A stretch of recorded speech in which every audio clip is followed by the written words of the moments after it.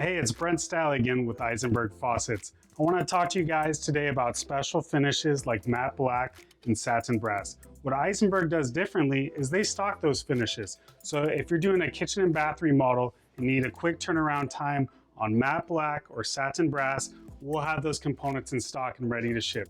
And so today what we have here are basically a shower set in matte black.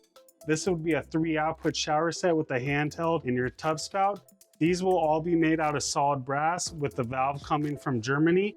This is actually an ABS function shower head, a multi-function, which has 3 different levels of spray with the matching tub spout. This is out of solid brass.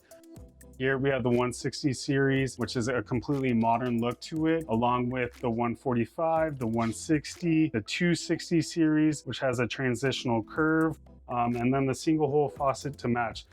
So if you're doing a kitchen and bath remodel and need a quick turnaround time on matte black or satin brass, we'll have those components in stock and ready to ship.